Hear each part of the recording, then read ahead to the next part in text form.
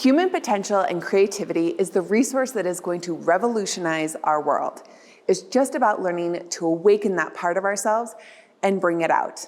In this video, I'm going to teach you 5 steps to awaken the creator inside you. I'm Briana Borten, and I help people awaken to their highest selves. Click the button below to subscribe and hit that bell to get alerted when I post a new video every Monday. As someone who has started and run multiple businesses, built sacred spaces from spas to retreats, and always has at least a handful of creative irons in the fire, I have become close friends with my creative energy, and I've learned how to access it and nourish it in a way that allows me to get that potential out in the world.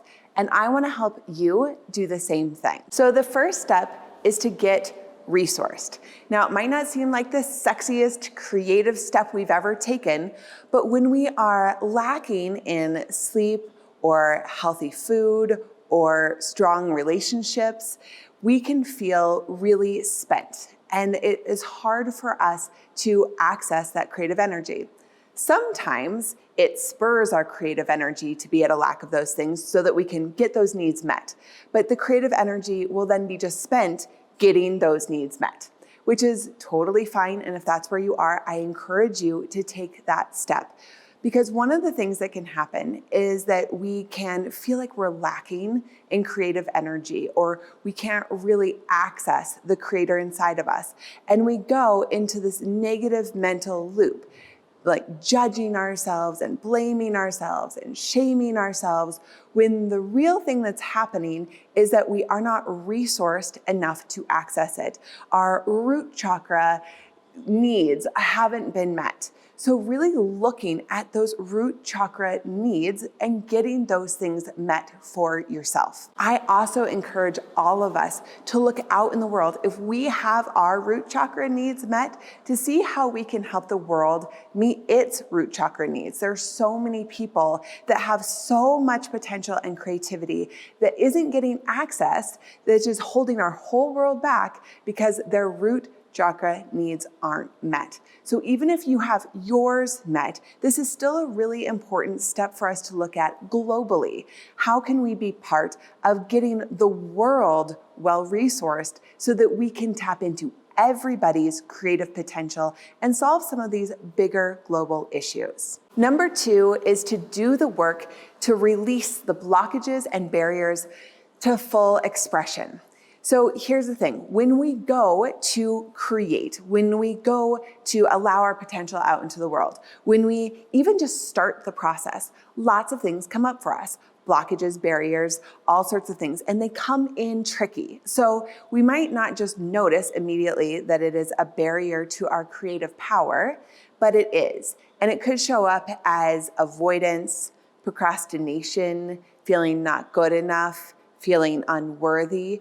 These are things that actually really hold us back. So we have to do the work, really dig in to release those blockages and barriers.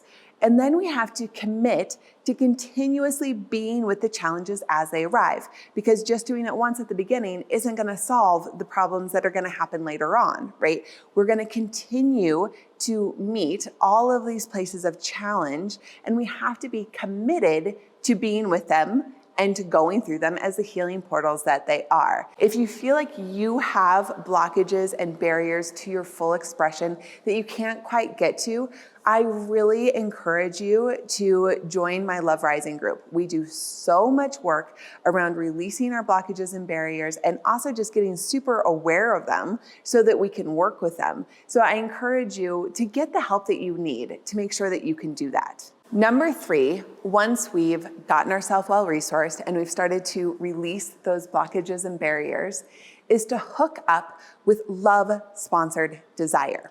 So what do I mean by this? There are 2 basic kinds of desire. There's fear-sponsored desire, and then there's love-sponsored desire. Or we could say spirit-sponsored desire and ego-sponsored desire. And we really want to hook up to the love-sponsored desire. That place that comes through us, that desire that is innate, like in our heart of hearts. So in order to do this, we have to really clear the way. We have to be willing to release and make space, meaning clearing away all the shoulds, letting go of the societal demands on us, and getting really quiet and coming in to the deep, fertile void inside of us and starting to pay attention there. That part of you, your divine self, wants to create. And so hooking up to that part of you that desires creation. And that moves us right into number 4, which is to listen to what wants to come through you. You specifically. You are a conduit for the universe. You are a conduit for love and creation. And there is something very specific that wants to come through you, but you have to be willing to listen, to really pay attention and be guided by your highest self to not just ignite that part, but to follow through with it into action and creation. Number 5, be devoted and endlessly nourish this creative fire. So when we first experience that desire, that creation arising in us, it feels exciting. It is exciting. And it can feel really addictive, actually, once we start to have that feeling. But the thing is that just that isn't enough, right? That isn't enough to get it out into the world and to get the world to have these new amazing creations and all of your potential out in the world. We have to not just feel this feeling, we have to allow it to come all the way through into actual tangible creation in the world. And then we have to be devoted to tending to it. Right? So if we have the creative impulse to say, write a book or write a poem, that impulse is one thing, but then getting it out and actually doing it, getting through the stanzas, even if you can't figure out the exact word, that part is part of it too.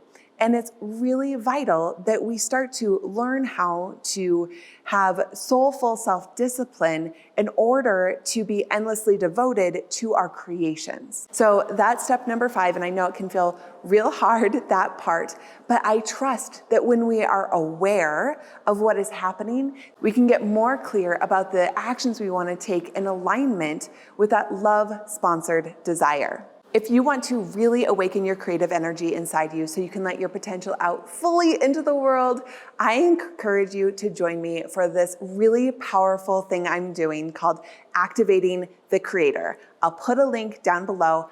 I hope to see you there. It's going to be so amazing. If you liked this video, please like it and share it with your friends, and check out these other videos to help you create more peace and freedom in your life, like this one, all about the medicine of conflict. It's so good and so useful. And also this one on allowing your full expansion. I am so grateful to be on this journey with you, and I am sending you oodles and oodles of love.